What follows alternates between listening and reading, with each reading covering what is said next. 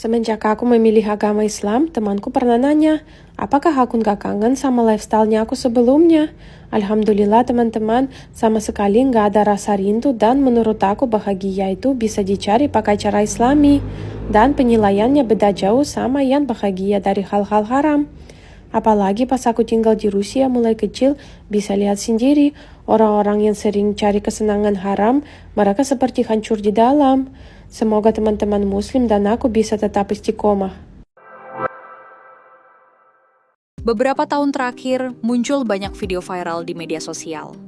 Warga asing dari berbagai negara membagikan pengalaman mereka saat berada di Indonesia. Yang menarik, bukan hanya soal alam atau makanan, tapi tentang bagaimana Islam dijalani di sini. Mereka melihat hal-hal sederhana, tapi berdampak besar.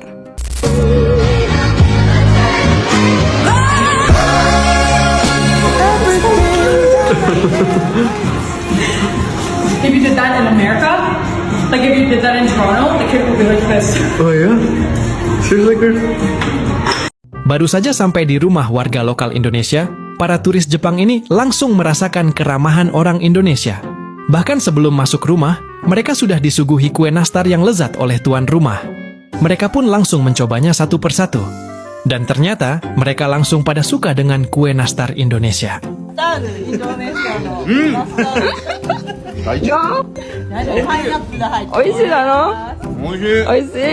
Alhamdulillah saya dapat istri dari Indonesia. Oke. Saya pulang, mulai pulang, Assalamualaikum, masuk rumah, cium tangan. Mana ada boleh di Amerika cium tangan suami? Enggak pernah lihat itu ya. So, saya suka Indonesia. Mas asal Pakistan ini dibikin meleleh sama sosok manusia mini yang baru aja launching di bumi guys. Walau masih versi terbaru, tapi attitude-nya bener-bener bikin kagum. Ceritanya Mas Pakistan ini awalnya cuma niat nyapa dan ngajak jabat tangan biasa. Siapa sangka, bocil selucu ini ternyata udah ngerti tradisi salim dong. Lihat deh, gerakannya tuh sopan dan penuh hormat banget. Gak heran kalau Mas Pakistan ini langsung terharu ngelihatnya. Mungkin di negara asalnya tradisi cium tangan anak ke orang dewasa kayak gini jarang ditemuin ya. Makanya, pas lihat anak kecil di Indonesia udah paham adab tingkat tinggi, dia benar-benar tersentuh. Dia salut banget sama orang tuanya, karena udah berhasil ngasih didikan yang luar biasa hebat sedari dini. Guys, kenapa ya orang Indonesia itu selalu beda? Pertama kali dalam hidupku aku lihat masjid yang sewarna-warni ini. Ada pink, ada ungu, ada hijau stabilo. Kayak masuk ke acara fashion show ya guys. Sebagai orang Turki, aku lihatnya itu unik banget. Karena di negaraku, gak sewarna-warni ini. Menurutku, Indonesia punya suasana tarawih yang paling hidup di dunia ini. Jadi kangen Ramadan di Indonesia. Bagi sebagian orang barat, pengalaman seperti ini terasa berbeda.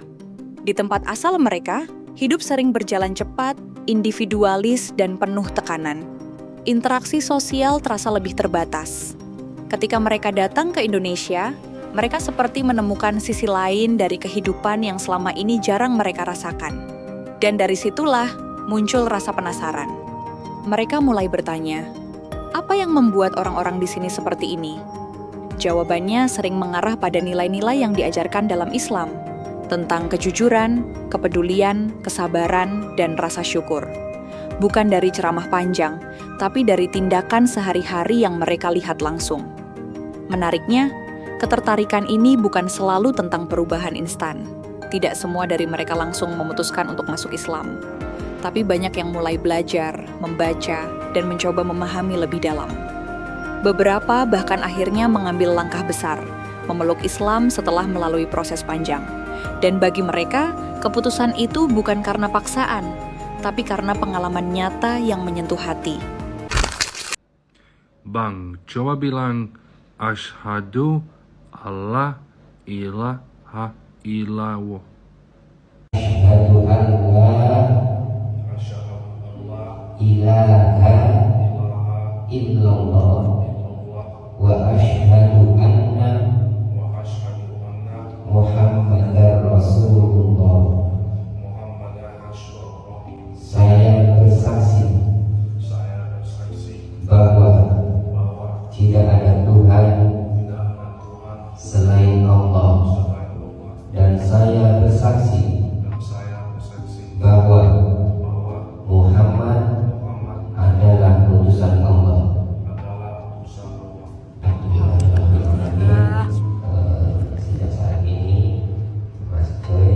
What do you think about religion in Canada? Is it still important to them? No, especially if you're younger. It's becoming less and less and less of an important topic to discuss. And also after visiting in 2016, I was amazed by the family focus, how important it was, how central it is to the whole culture. And he would chat with me about Islam.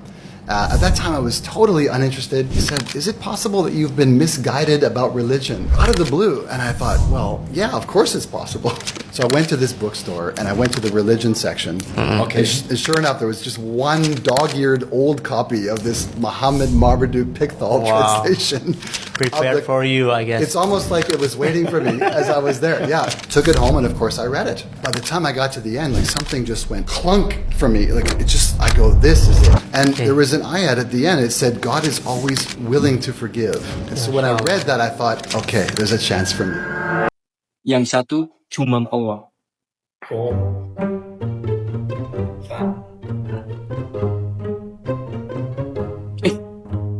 Punya atau enggak?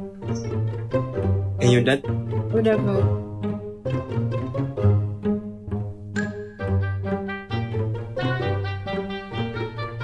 Tapi Adan saya punya banyak teman di sekolah dan popular di sekolah, tapi saya tidak bahagia. Saya tidak bersyukur. Saya sombong. Tapi dengan memeluk Islam, saya mulai berubah. Saya mulai bersyukur, merasa damai, mulai sering senyum. Sebelumnya saya sangat berbeda. Saya tidak senyum. Dulu nggak senyum? Iya, nggak senyum. Sombong banget. Saya nggak kebayang. Dulu gimana mukanya gimana? Udah nggak bisa dia jutek-jutek karena Islam sudah di dalam hati ya. Iya. Masya Allah. Muka bule-bule ini tampak gugup dan takut, karena ternyata mereka bersiap-siap buat disunat karena resmi sudah mualaf dan untuk menjaga kesehatan. Melihat ekspresi mereka lucu banget dan menurut pengalaman yang sudah sunat, mereka benar-benar segugup itu takut terjadi apa-apa. Yeah, okay, so I've spent 7 years working in Indonesia, alhamdulillah. Over that time, obviously Indonesia is the greatest proportion of Muslims around the world. In that time I met some very nice people.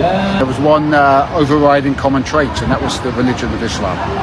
So I explored some more and found a lot of familiarity and similarities with my own beliefs and my own followings. So I declared my Shahada in April 2025. What was your own belief and background, you know, where you from prior to Indonesia? So I'm from the UK. I'm a former soldier. I spent a lot of time around the world. I have family still in the UK. And I've done a lot of travelling. I spent a lot of time in the Middle East and across Southeast Asia. Was you ever deployed to the Middle East, Afghanistan or Iraq or any of them? No, that's after my time. Oh, that was after, yeah? After. So you look pretty young, yeah? Cool, fantastic. Very lucky. And since you found Islam, is it any different than what you thought, or how has it been? So I understood a fair amount of about Islam after work in the Middle East and in Indonesia, speaking to my colleagues and friends. So I found I'm able to focus much more and remain more calm. I find in difficult times where I'm receiving my tests and living my life, I find that when I turn to prayer, I find myself more passive, more calm within myself, and able to approach certainly other people a little bit better. MashaAllah. May Allah bless you. Thank you very much for sharing your story. Anything else you'd like to add or anything? No, that's it. That's all I have. Thank you. Any advice for the Muslims? Any advice for the Muslims? Yeah. Just follow your way. Just follow the way of God and believe that you have a path. And let's all meet again in the future. Fantastic. Thank you very much. Kenapa Ragnar Oratmangun memilih menjadi mualaf di Indonesia? Ragnar menjadi mualaf di Indonesia karena ajakan teman-teman di Belanda yang sering mengajaknya ke masjid saat remaja. Dan ia merasa tersentuh dengan ajaran Islam. Keputusannya juga didorong oleh pengalaman positif di Indonesia, seperti mendengar suara azan dan merasakan suasana Ramadan bersama rekan setim timnas yang mayoritas Muslim. Setelah menjadi mualaf, Ragnar merasa senang dan takjub dengan kehidupannya sebagai seorang Muslim di Indonesia. Ia merasa cocok dengan lingkungan yang mayoritas Muslim. Dan pengalaman pertamanya menjalankan ibadah puasa Ramadan di Indonesia menjadi sangat spesial karena ia tidak sendirian. Ketika istri bule baru mualaf.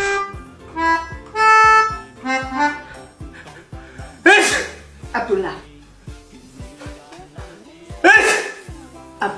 Siapa itu Abdullah? Sebagai orang muslim, jika bersin, kita harus bilang Abdullah. Alhamdulillah. Oh, alhamdulillah.